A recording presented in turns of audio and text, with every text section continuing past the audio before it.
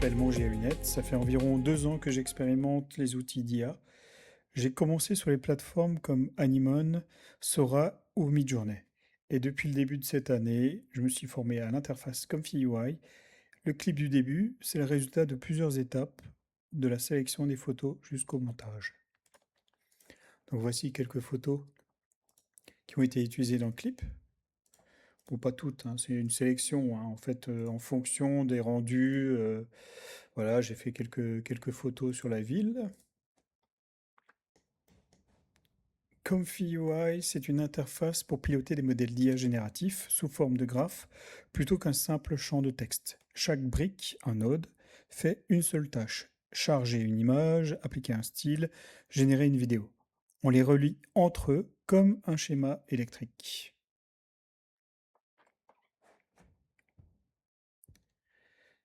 Donc ce projet s'inscrit dans d'autres essais que je mène en ce moment, tous menés en local avec des logiciels gratuits et open source sans abonnement.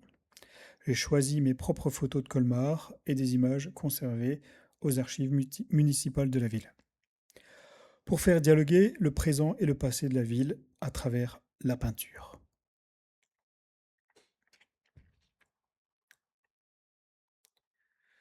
Donc en gros, je commence par le resize, donc je redimensionne la photo, je la recadre pour qu'elle rentre dans mon workflow, hein. Parce qu'il ne faut pas que ce soit trop grand, parce que la carte graphique que j'utilise, c'est une carte graphique RTX 5080 qui a ses limites, hein, même si c'est une carte graphique quand même avec 16 Go de RAM.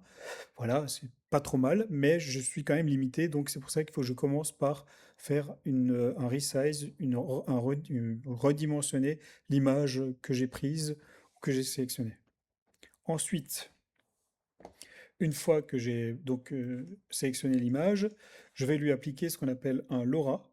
Donc c'est un style graphique, voilà, que je cherche. Donc je fais plusieurs expériences et j'utilise donc des LoRa qui sont open source, qu'on peut exploiter gratuitement.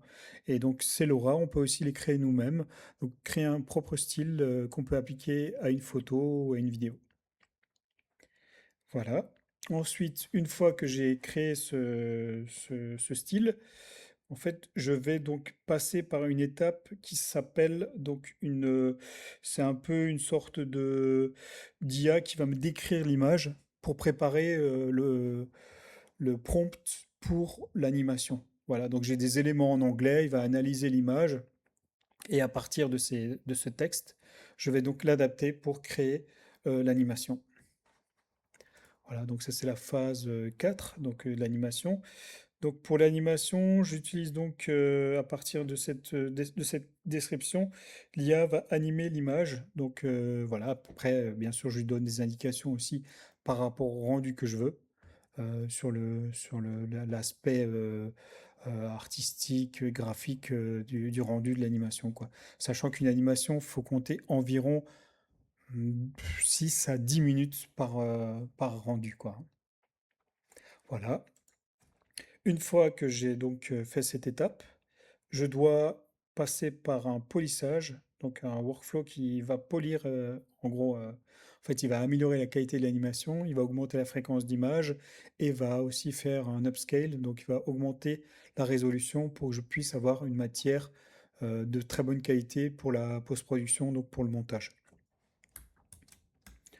Donc ici, nous avons différents rendus, donc qui ont été faits via les différentes étapes. Et donc, à partir de ces rendus, bah, j'ai fait une sélection des images pour donc construire le clip et raconter une histoire qui se déroule dans la ville de Colmar. Alors, c'est une histoire, c'est un récit un peu spécial parce que j'ai essayé plutôt de traiter du temps qui passe et aussi des effets de la météo. Et puis, bon, c'est un montage que j'ai fait en juin, donc sous la canicule. Donc, on ressent un peu ce côté un petit peu, voilà, caniculaire dans la vidéo. Et donc, ici, vous avez les rushs des images. Donc en fonction des animations, vous avez donc une partie des rushs qui sont là, avec des essais, des rendus. Donc faut savoir que bon, on a tendance à avoir pas mal de matière, donc il faut pas se perdre, il faut vraiment bien savoir ce qu'on veut. Parce que c'est vrai que comme l'IA peut générer assez rapidement beaucoup de rush, il faut vraiment quand même essayer de rester concentré sur ce qu'on essaie de raconter dans le clip, quoi.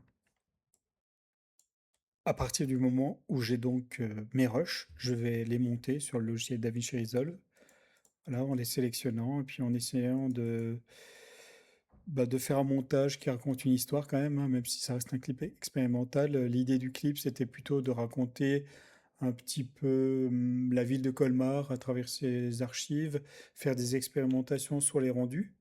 Voilà, c'était aussi un peu ça le but, hein, dans un premier temps, voir un peu ce que ça peut prendre comme temps pour générer ces vidéos. Et donc, voilà comment a été créé le clip expérimental entre-temps, qui sera diffusé donc au festival 16 e à Colmar le 15 août prochain. Si vous avez des questions, n'hésitez pas à en poser dans les commentaires, je pourrai vous donner quelques précisions. Voilà, merci et à bientôt.